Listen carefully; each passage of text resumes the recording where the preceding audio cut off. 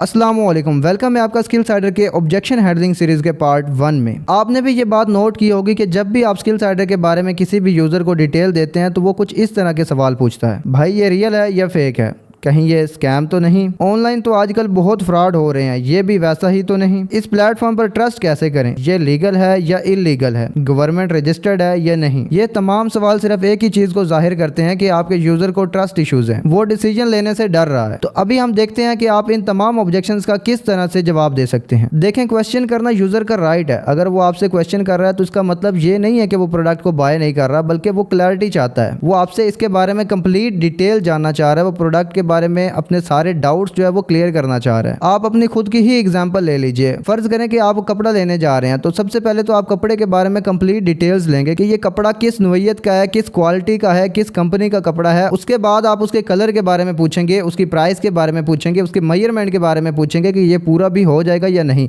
तो क्वेश्चन करना हर यूजर का राइट है। जब तक आप सवाल नहीं पूछेंगे आपको क्लैरिटी नहीं मिलेगी, और जब तक आपको क्लैरिटी नहीं मिलेगी तब तक आप उस प्रोडक्ट को खरीदेंगे भी नहीं। तो चलें अभी हम देखते हैं कि इस ऑब्जेक्शन को किस तरह से आंसर कर सकते हैं। आपने यूजर को कुछ इस तरह से रिप्लाई करना है। देखें, ये क्वेश्चन बहुत लोग पूछते हैं और पूछना भी चाहिए, क्योंकि आजकल ऑनलाइन स्कैम्स काफी ज्यादा हो गए हैं। लोगों को ये पता भी नहीं चल रहा कि ऑनलाइन काम रियल कौन सा है और फेक कौन सा है। लेकिन एक सिंपल सा लॉजिक होता है किसी भी सिस्टम को जज करने के लिए। स्कैम प्लेटफॉर्म्स कभी भी स्किल्स नहीं सिखाते, वो आपको सिर्फ क्विक मनी मेकिंग वाली स्कीम्स बताते हैं कि भाई 25 दिनों में पैसा डबल हो जाएगा, रातों रात आप करोड़पति बन जाएंगे, और इस तरह की स्कीम्स के बारे में आपको बताते हैं। कोई भी रियल काम नहीं बताते।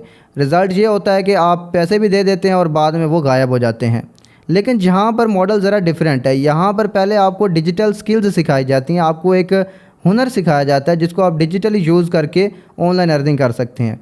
तो जैसे ही आप स्किल साइडर में एनरोल करते हैं, सबसे पहले आपको वो तमाम डिजिटल स्किल्स सिखाई जाती हैं। उसके बाद उन स्किल्स को सीख के काम करना सिखाया जाता है कि आप काम किस तरह से कर सकते हैं जिससे आपको अर्निंग होगी। आपको क्लैरिटी देने के लिए हमने एक डिटेल्ड प्रेजेंटेशन वीडियो बनाई है जिसमें आपको पूरे सिस्टम के बारे में step by step and detail के साथ गाइड किया हुआ है। तो आपके पास जब भी 30 मिनट बिल्कुल फ्री होंगे तो आपने मुझे वीडियो सेंड का मैसेज कर देना, वो डिटेल वीडियो मैं आपको शेयर कर दूंगा।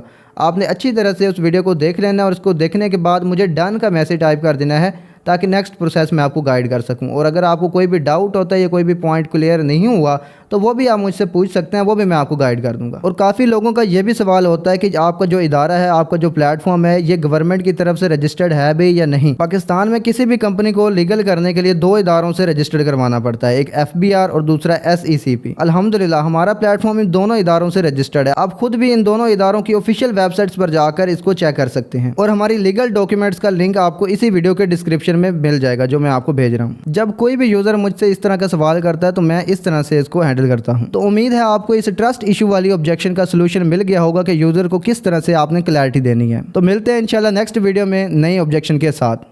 Thank you so much.